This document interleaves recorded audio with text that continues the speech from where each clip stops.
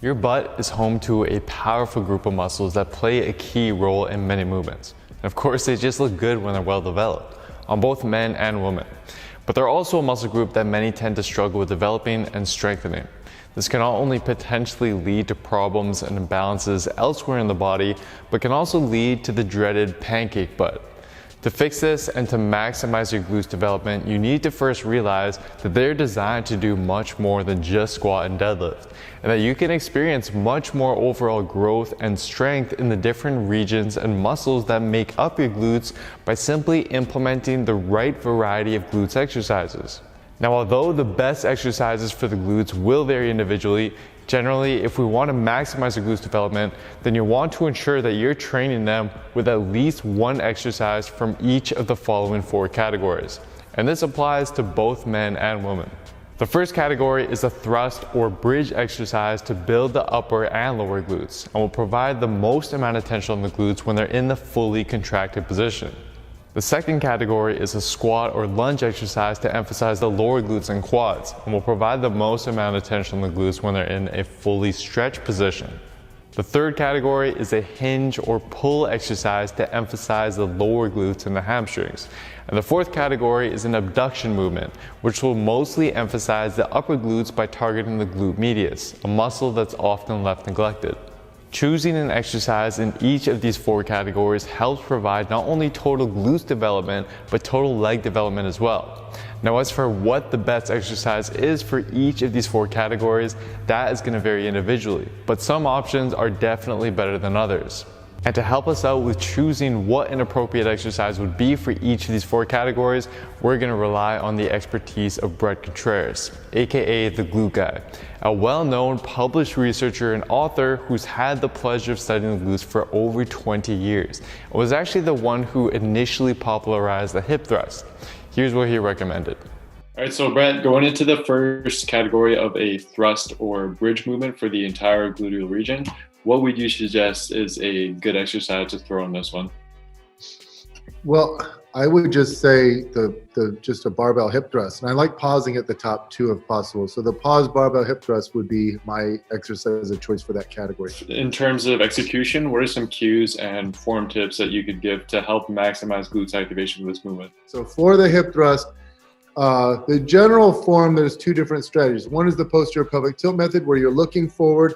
You move mostly from the sternum down, and you kind of scoop the weight up and posteriorly rotate the pelvis into lockout. 2/3 of people prefer it that way. 1/3 of people prefer the hinge method, where you think of your head, neck, and torso as a solid unit. You're looking forward at the bottom. When you come to the top, you're looking up. You keep it in neutral. In general, you want a horizontal torso at lockout. You want neutral or posterior tilted hips, but that happens naturally if you squeeze the glutes hard at lockout. And then you want vertical shins when you're at the top. So like the knees stacked over the feet. But that happens naturally if you have the foot distance at the right place, not too far away, not too close. So knees stacked over the heels and avoid overextending at the top position, and just focus on squeezing the glutes as hard as you can at the top. Yep. Main thing is to avoid spinal hyperextension and excessive anterior pelvic tilt at the top. And for those who are limited in terms of equipment, a suitable alternative that Bret recommends would be the single leg hip thrust, with your back resting on a bench, couch, or any elevated platform.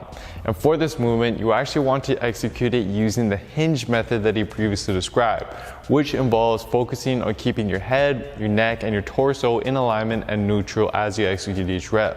And then now going into the squat lunge movement for the lower glutes and the quads, what would you recommend here? If you follow Dr. Brad Schoenfeld's research, he's a hypertrophy expert. He will say that, mechanical tension is the most important mechanism for muscle hypertrophy, but then metabolic stress and muscle damage likely play a role. Well, with the hip thrust, you're going to get lots of tension. You'll also get a lot of metabolic stress, but you don't go deep. You don't get a lot of stretch in the glutes with the hip thrust. So this is why the lunge complements the hip thrust very well. With the lunge, you get a stretch in the glutes, and it's the hardest at the bottom, whereas the hip thrust is hardest at lockout. The lunge is hardest in the stretch, and so you'll actually be sore the next day, and you'll develop some soreness, which is likely related to muscle damage. So you're getting a little bit of muscle damage, not too much though, when you do the lunge. you want to do them in a way that maximizes the glutes, like the effect on the glutes. So instead of, you don't want to take too short of a stride because then you're working more quads, and you don't want too long of a stride because then you bring your hamstrings into play more. So I like the tibia angle, the knee travels forward a little bit, but not too much and not too, it doesn't stay vertical, it doesn't go too far forward. At the bottom of the movement, your knee, the front of your knee would be lined up with the front of your shoes. That's, to me, the form that maximizes glute activation. And you're gonna lean a little bit, but you're only gonna lean like, say, 20-degree torso lean, not 45-degree. You don't lean too much. Push through the heel. Don't let the hips shoot up. That's the most important thing. Don't turn into like a good morning where you shoot the hips up and then, so if this is your torso at the bottom, that's how it stays for the first half of the movement. You don't go like that. For those with limited equipment, then a viable alternative would be something like the deficit reverse lunge, where you elevate your front foot, and it can vary how much you elevate that front foot just depending on what you have. And then a similar execution in terms of form would be applied to this one as you did with the walking dumbbell lunge, right? Yes. Next, we have the hinge or pull movement for the lower glutes and hamstrings. What would be your exercise of choice for this one? So my choice would be the dumbbell 45-degree hyper. And the reasons why, it really leads to very high, when I was doing EMG experiments, I was very surprised how high the glute activation is, but you also get very high hamstring activation because the knees are straight, and therefore the hamstrings are in a much better position to produce force compared to when the knees are bent, as in the case of a bridge or a thrust. But it's also a very safe exercise. Like anecdotally, you don't get nearly as many injuries with the dumbbell 45-degree hyper as you do, say, the deadlift or the good morning. So you can do them frequently, week in and week out, and not have to worry. I've also found that executing this exercise, it seems to be pretty tricky for a lot of individuals. Are there any quick tips that you can provide to help clear this up? Now, we do this two different ways. Option one is the neutral feet, neutral spine. That's going to work the hamstrings, the glutes, and the erectors very well. Mm-hmm. If you are trying to bias the glutes, you want to round over, fully round over the spine. It's kind of hard for some people to do that. The reason why is now you're not erecting the spine, you're activating the erectors. They completely shut down. Mm-hmm. And now that they're shut down, it's a pure glute and hamstring movement. But you also flare the feet out, 45 degrees. Turning the feet out puts the glutes in a better position to activate. They get higher activation that way. And so when people try the round back method, a lot of times it's the first time that they feel the glutes like fatigue first in a back extension. And then as far as alternatives, this one does seem a little bit tricky to replace at home, but would you say something like reverse hyperextensions done on a bench or even a countertop would be suitable? Yep. And even a reverse hyper is very controlled. If you have a very tall surface, you can do straight legs. I like doing spread eagle method, which means you'll start narrow at the bottom and end wide at the top. And you kind of go like that. If you have a low bench, like say you just had like a bench press, you could still do them. You'll just bend the legs at the bottom and then kick the legs out at the top. So lastly, we have the abduction movement for the upper glutes. What exercise would you recommend here, and how exactly do we go about performing it? So I choose the bodyweight sideline hip raise. What's nice about this is it's just bodyweight. You can do it anywhere. This is going to hit the upper glutes. So when you're at the bottom of the movement, it's going to work the entire glute, like glute max, glute medius. But when you're at the lockout, you're more in the frontal plane. So it's going to focus more, the lockout's more targeted in the gluteus medius. Now, the way you do this, you start off in a side plank position, kind of like on your elbow, but your body's on the ground, your hips and knees are touching the ground, kind of as if you were doing a sideline clam, but on your elbow.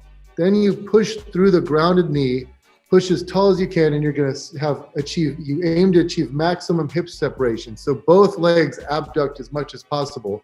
When you're at the top and you kind of drive the hips forward, and then on the way down, you sink the hips back, and you're going to feel it in the entire glute. I do 3 sets of 12 with a nice controlled tempo. Mm-hmm. I don't try to get 3 sets of 30 over time. I always just do between 10 and 15. and my glutes are lit up after 3 sets of these. Another great alternative for this and a move recommended by Bret are seated banded hip abductions. Here you're going to take a mini band, wrap it around your knees, and perform reps of pushing your knees out by using your upper glutes. Perform 10 to 15 reps with your back straight up, 10 to 15 reps with the back bent over, and then another 10 to 15 reps with the lean back. These various positions are just going to help stimulate different fibers in different regions of your glutes. So to sum everything up for you, here are the recommended exercises with reps and sets for each of the 4 categories. You can add these exercises into your weekly routine as needed, or even perform it as a complete lower body workout on its own.